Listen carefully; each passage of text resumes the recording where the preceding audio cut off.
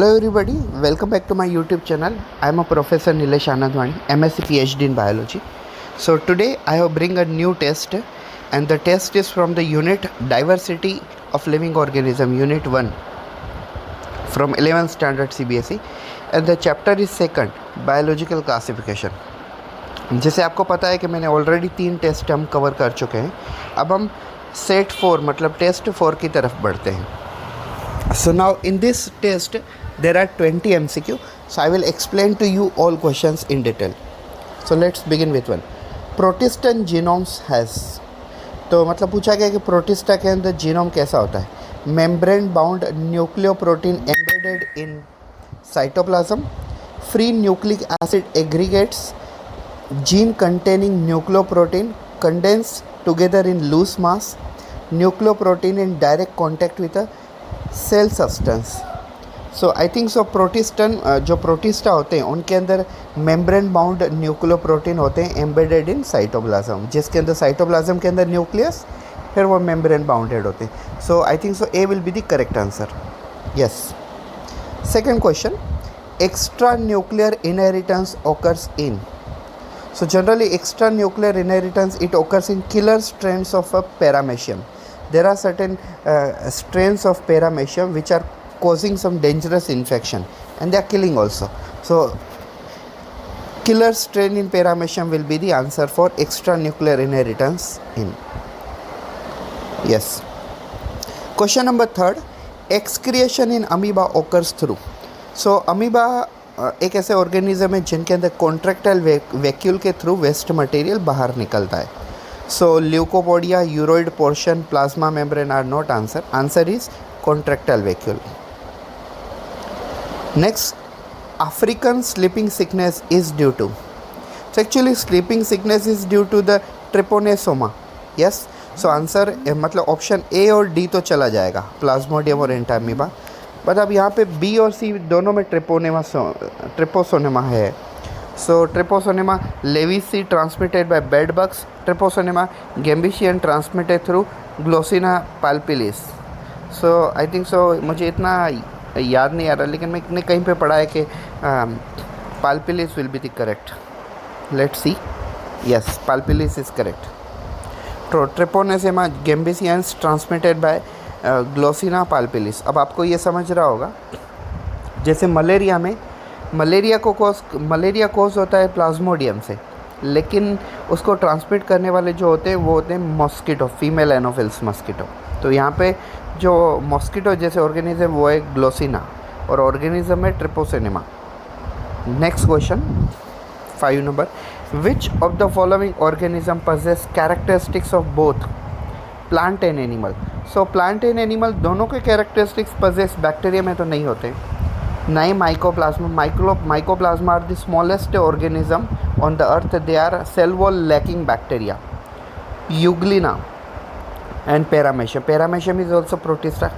Euglena इसका answer है. Euglena is one type of a protista which in presence of light behave as a photosynthetic and in absence of light it behave as heterotropic. So इसका answer C हो जाएगा.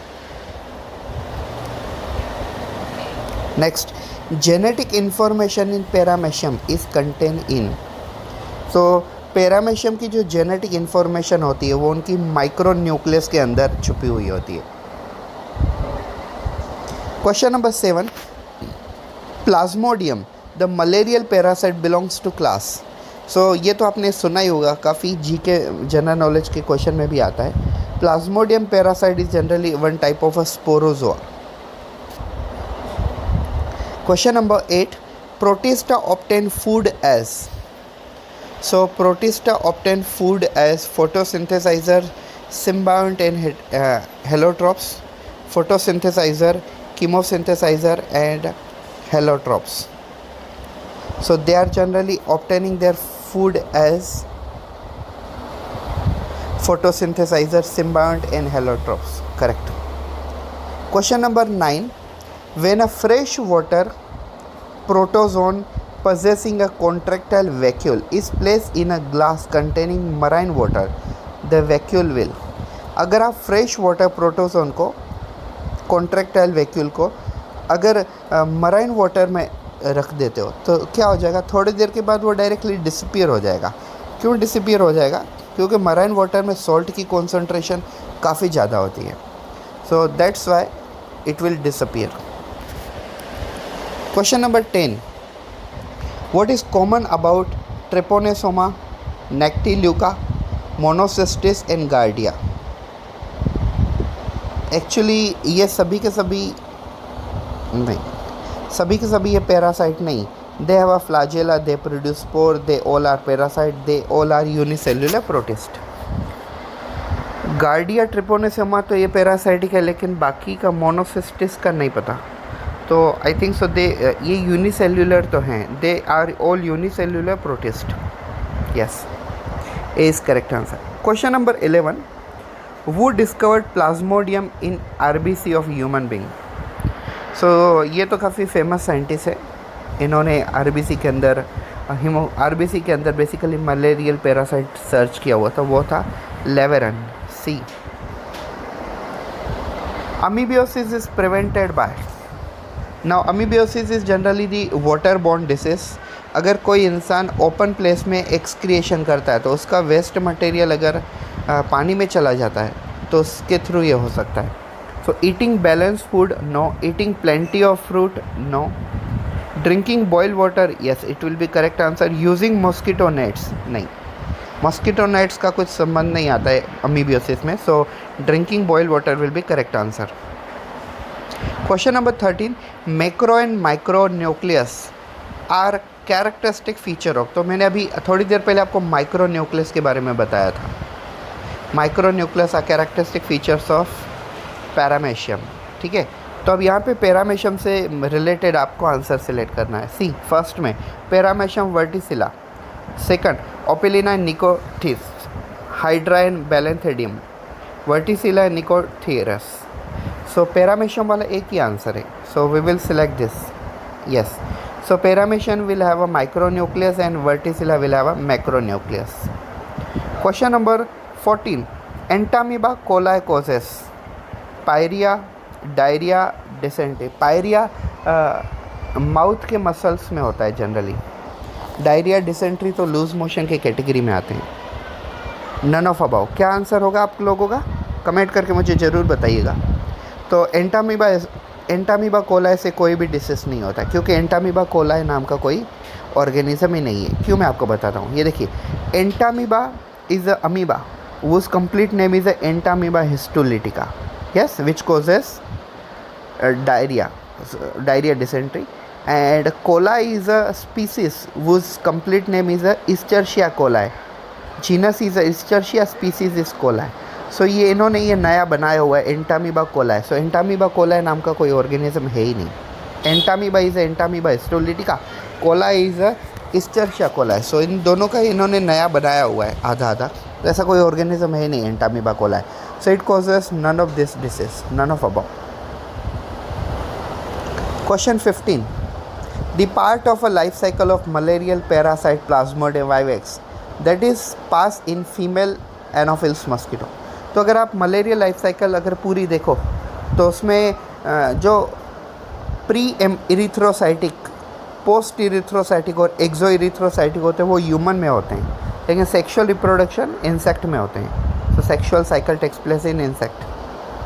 Question number 16, the chief advantage of encystment to the amoeba is the chance to get rid of accumulated waste product, the ability to survive during adverse physical condition, the ability to live for some time without ingested food, protection from the parasite and predators.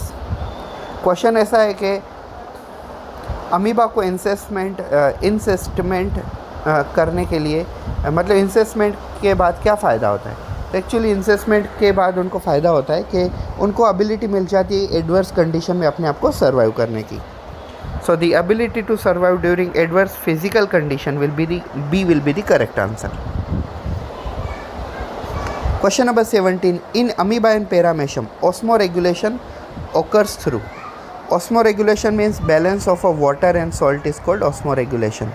तो osmoregulation किसके through होता है? Contractile vacuole के through होता है। What is true about ट्रिपोनेसेमा?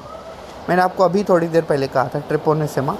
So it's a polymorphic, monogenetic, facultative parasite, non-pathogenic. So it's a polymorphic. Question number 19. Malignant tertian malaria is. So generally malignant malaria is a Plasmodium falciparum. Why it is called malignant malaria? Because sometimes it is also called as a cerebral malaria because its infection takes place up to the brain. And it's also called malignant malaria because it causes several symptoms which are also related to the cancer symptoms, so called Plasmodium falciparum, malignant malaria. Last question. If all ponds and puddles are destroyed, the organism likely to be destroyed. अगर Pond's और पडल को destroy कर दिया तो almost Plasmodium मर जाएंगे क्योंकि प्लाज्मोडियम वहीं पे ग्रो होते हैं.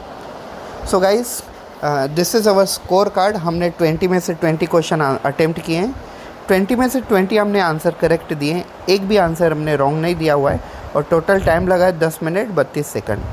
ये मैं आपको एक्सप्लेन कर रहा था, इसके लिए थोड़ा टाइम मुझे ज़्यादा लग गया.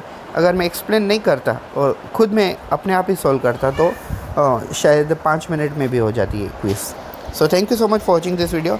Have a good day. अगर आपको प्लीज़ ऐसे ही अगर वीडियो चाहे बायोलॉजी से रिलेटेड तो प्लीज़ हमारे चैनल को सब्सक्राइब कर दें और बेल आइकन प्रेस कर दें ताकि हमारे हर नए वीडियो आप तक पहुंचते रहें.